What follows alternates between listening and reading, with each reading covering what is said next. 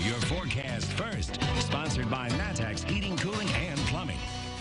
We remain cloudy, and we should stay that way overnight tonight and even into a good majority of tomorrow as well. We're still in the low 60s for a lot of us, 62 in Champaign, 63 in Danville, a little bit warmer in Decatur, coming in at 65, as well as Springfield there. But we're looking at 61 degrees in Pontiac, which is where we have our Pontiac RV weather camera up on our roof and doggone it. Obviously, you got the clouds there. Winds are out of the east up to around 10 miles per hour. And so overnight tonight, temperatures will be falling into normal territory into the middle 50s. But we are expecting a little bit of a warmer day for tomorrow. WCIA 3 News starts right now. Now from WCIA 3 News. We're trying to urge the city to potentially close down Walnut Street. Phase 3 has a new meaning for restaurants and bars. What changes are going to be made to get them back in business? Plus, it's that buttery, salty, and sweet treat just about everyone craves. Why it's going to be a no-show in downtown Urbana. We definitely have heard gunshots around here before. And this time, it cost a life. What police are saying after a shooting left one person dead. You're watching your local news leader. This is WCIA 3 News at 6. It's also new. It's really kind of touch and go right now. And they're trying to be ready for whatever happens. Bar managers across the state are excited at the prospect of outdoor seating, but it's not as easy as it sounds. Good evening, I'm Paul Cicchini. Bars and restaurants are getting ready to seat people outside at the end of next week, but some owners say they don't know if it will be worth it to open. WCIA 3's Courtney Bunting has the story. People are looking forward to being able to eat outside at restaurants, but it's not as easy as flipping on a switch for businesses. Some are still trying to find the space to make it worth doing. We're just kind of waiting and seeing right now, you know. For Esquire General Manager Paul Higgins, the possibility of outdoor seating come May 29th is exciting, but he says accommodating for pedestrian traffic and distance between tables just won't give them enough customer space to profit. We're trying to urge the city to potentially close down Walnut Street. That way some of the businesses along here can put some tables out.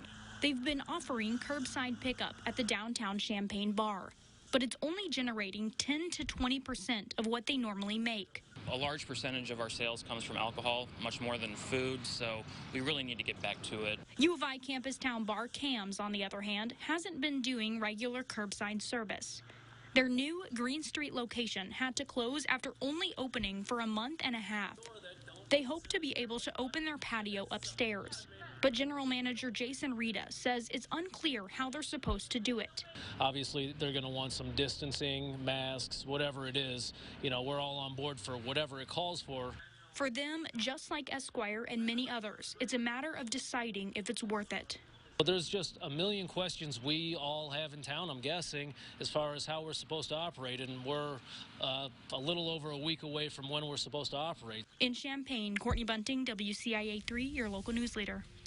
City leaders in Champaign say they're working with businesses on an individual basis. They'll consider closing some minor streets to add outdoor seating, but they don't plan to close any major roads. There's a new website with guidelines for businesses in Champaign County. It also has a safe pledge businesses can sign. We have a link to that on our website. Here's a follow-up now. Salons and barbers in the state are looking forward to getting back into action, but when they do reopen at the end of this month, they'll have to follow some new safety guidelines. Now, we spoke to the owner of Something You Salon in Champaign. Amanda Bear says they're doing lots of cleaning and preparing to allow fewer people inside at once, but they still don't know exactly what those new rules will include. Business owners and employees we're nervous right now because we don't know what to expect, and so I think it's just, you know, letting people know we want to get to you, we want to see you, we can't wait, we're super excited, but also be patient with us. They'll likely have 4 stylists working at once instead of 6. Their hours will probably be extended to make up for that. We have some new information now. The Champaign-Urbana Public Health District says 3 additional cases of COVID-19 were identified at Rantoul Foods. That means 87 employees have tested positive there. There are almost 2,300 new cases of COVID-19 across the state. That brings the total to well over 102,000. 87 more people have died. More than 4,600 people have died from COVID-19. While Illinois will move to phase 3 next Friday, Indiana, is there as of tomorrow. at least most of the state. Stage 3 of the Back on Track Indiana plan will allow businesses to be open at 75% capacity. Gyms and other service providers will also be able to open with restrictions in place.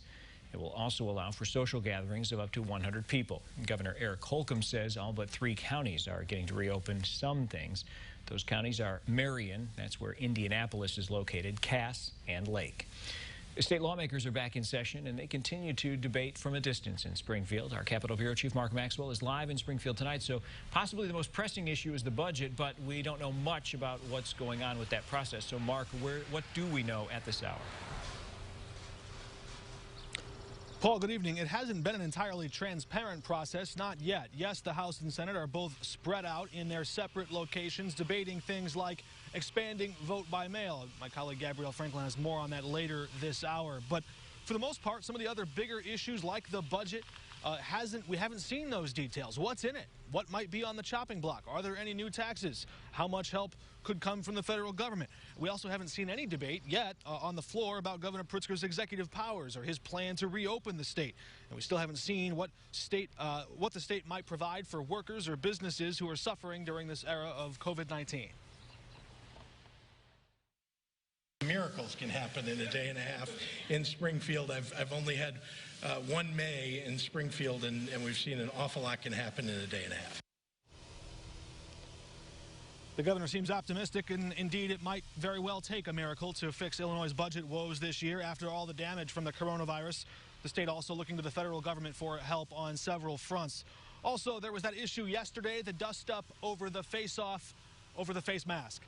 Darren Bailey, who left the House chamber. Well, he's moving to the Senate in January. Should he win that November election, he's not facing any Democratic challenger. But the guy he's replacing, Republican Senator Dale Ryder, who's been here in Springfield since 1997, wasn't too enthused by those antics yesterday from his colleague. He said it's not some huge sacrifice to put on a mask, even if you don't have the coronavirus, just out of respect for your coworkers, your colleagues, and the staff who have to work in that same space. He told me today in a quote, "There's no saying half the game is showing up. I think you have to be there." Today, Bailey did that. He showed up at the House, and he was wearing a mask. The House did not vote to eject him at that time. A lot of details still yet to come in this next day and a half. Maybe a miracle or two up the State House sleeve. Paul? Yeah, certainly. What a difference a day makes. Mark Maxwell in Springfield tonight. Mark, thanks. Well, around 20,000 ears of sweet corn are devoured each year, which Central Illinois Festival won't be open for business this year. Also tonight. The sun was shining that day, and I kept seeing something shiny. It was lost for almost 30 years. We'll share a story that's definitely a bright spot of our day.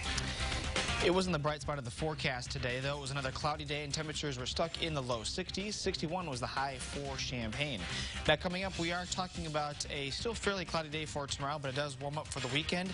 And we are talking about afternoon storms for a majority of this forecast coming up next.